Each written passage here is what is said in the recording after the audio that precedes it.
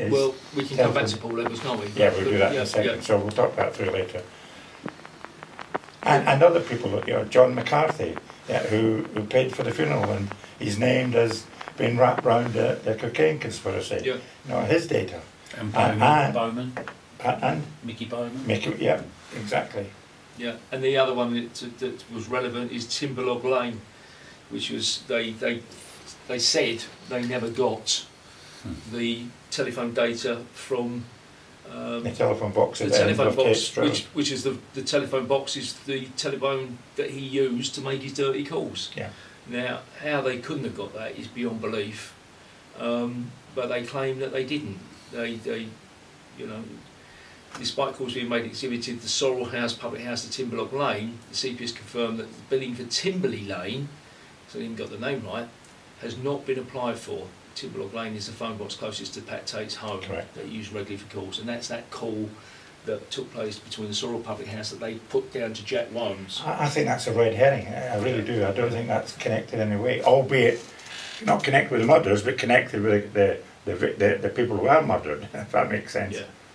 So there's all sorts of issues with the phones, and I'm not going to go into loads of it because it forms about 50% of our report. Yeah. But there's issues around Craig Rolfe's phone. Yes. So if I just quickly cover that,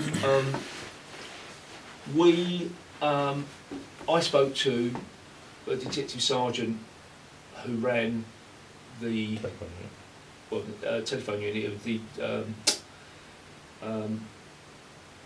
unit that deals with all the covert bits of police. What do you call it? The billing. No. This is... oh God, my brain's dead. Anyway, I spoke to the DS. The S return of Essex. So effectively, Right, the phones from the murder scene, the victims' phones from the murder scene, turned up at Essex Police Headquarters at Chelmsford in one plastic bag. Yeah, and in the bottom, he described it was like there was blood all in the bottom, and the phones are in amongst the blood. There was blood in the bottom, and the phones are just thrown into a plastic bag, not individually sealed, just all in one bag.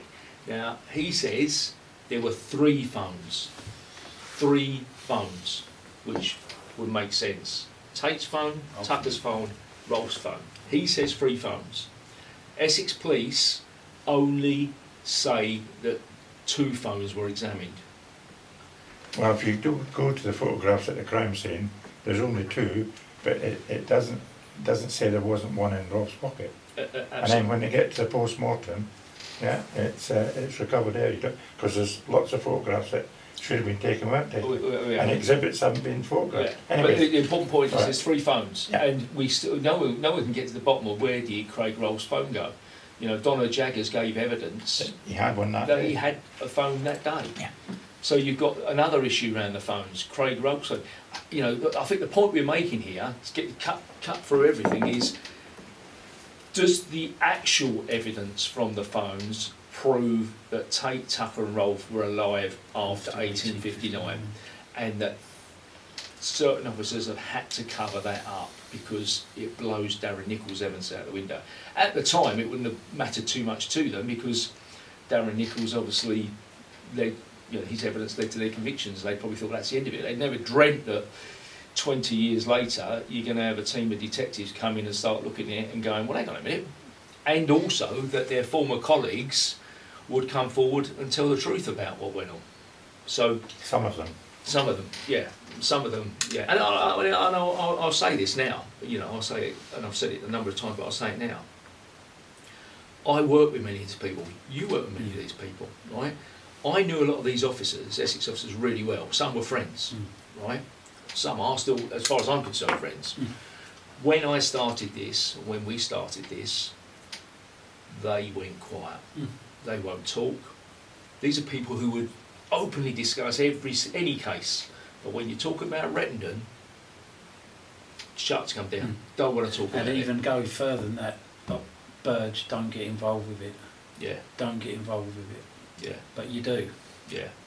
But it's the reality of it is, it stinks because these people, and these are good policemen, these are good old Bill. Yeah. But the problem with this case is, if you've got one dirty apple, as you described, sitting at the top, you know, and you've got to go back and look at, Yeah. you know, George Florence Yeah. and his impact Yeah. on this, and I'll come back to that in a minute, then it only needs one person at senior level to be corrupt.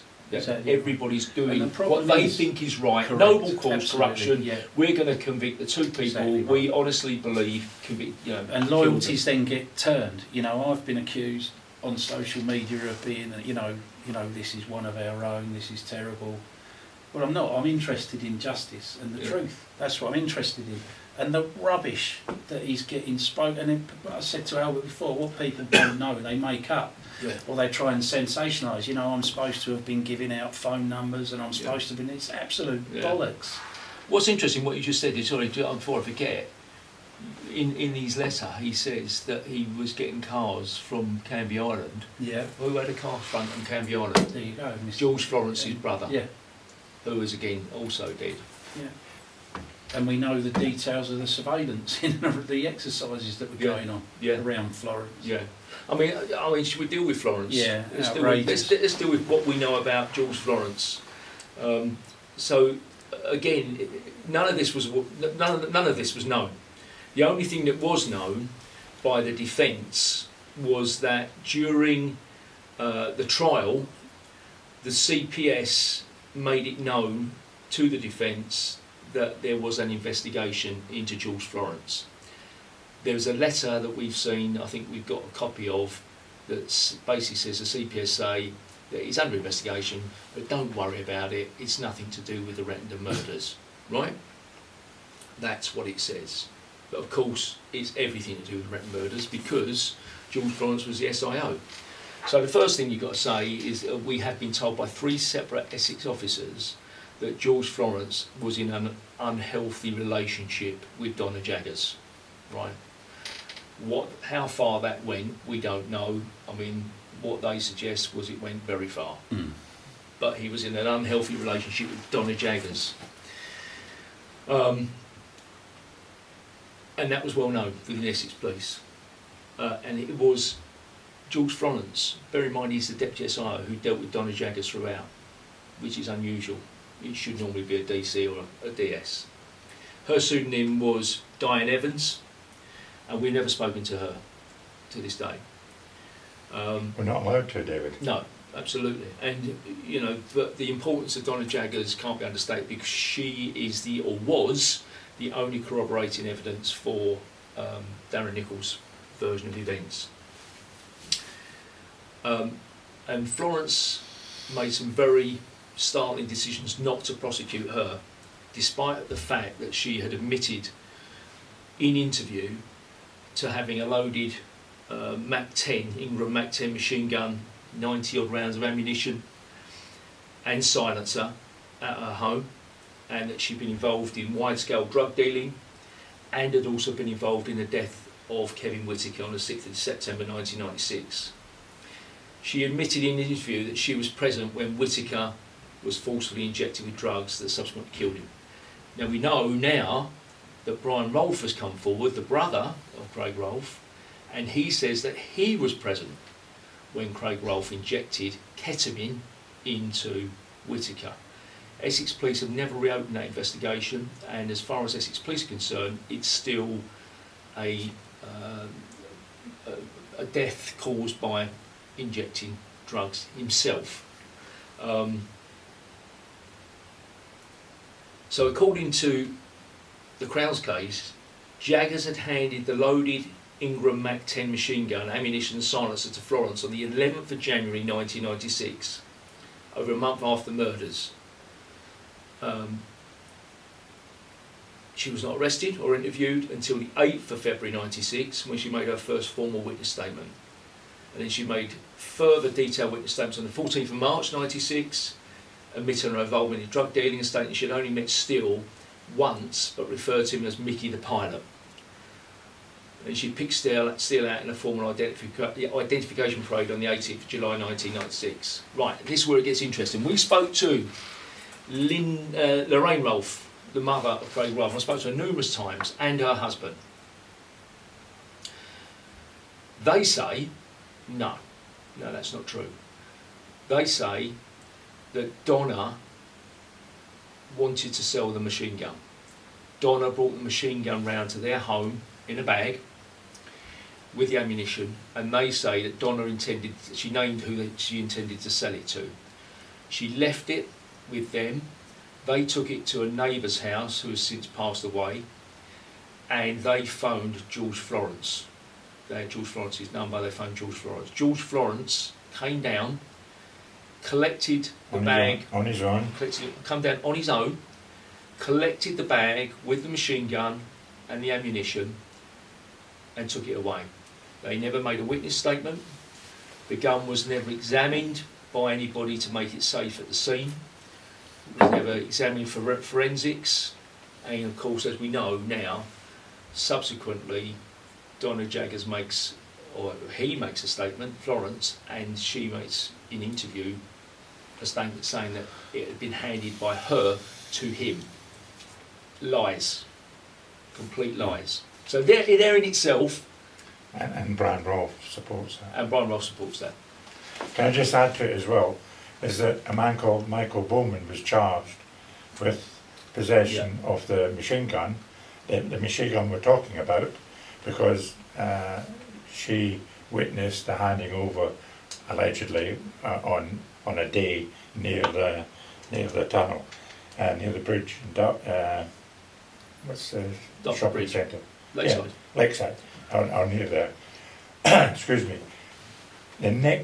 So Bowman is charged with possession of it, for no reason that I can see.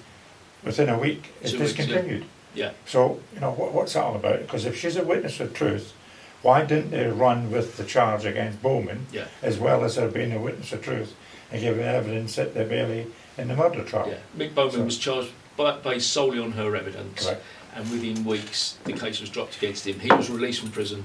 And also, when you see her statement, it says, "I know to be Mickey the pilot," brackets, I've been, i.e. Mickey Steele. Well, how did she know? It was who told her it was Mickey Steele. She didn't pick him out until Maytime when ID Prep and all got arrested. So there's just something not right. And for me, none of the senior officers in this case were at the post-mortem. No Dibley, no Florence, no one in authority at the post-mortem. It was left to the crime scene manager, D.I. Hughes. Yeah. That's one of the first things you do as an SIO, is go to the post-mortem to have an understanding of what happened, where they were killed. And that to me is out of depth, unprofessional, totally wrong. So this is important. So prior to the trial on the 1st of September 97, during or shortly after, Florence was investigated for his involvement in a car-ringing crime group based in Canvey Island, which raises a big question there. He allegedly knew Tate through his brother, who ran the car front near to that owned by and run by Tate. We had spoken to an officer, or a number of officers, who spoke to us about George Florence, and they spoke about undercover operatives being deployed against him. And interestingly, the investigation into Florence was run by Dave Bright, who also was the officer who ran the investigation into Wolfgang Bird and Stimson. We've spoken to Bright spoke to you, but as soon as you mentioned this investigation, clammed up, won't talk. So our understanding is that as a result of the investigation into George Florence, George Florence got served with papers and resigned immediately. We understand that 2 major criminal trials at Crown Court were dismissed as a result, and that the Assistant Chief Constable of Essex had to go, was as a result of demand by the judge, the trial judge, to explain why they dropped those trials. Now, they dropped 2 major criminal trials as a result of the corruption investigation at George Florence, but they didn't even tell the defence in Rettendon case. So, there's a massive issue here, and again, we've raised it repeatedly with Essex Police and tumbleweed is covered up.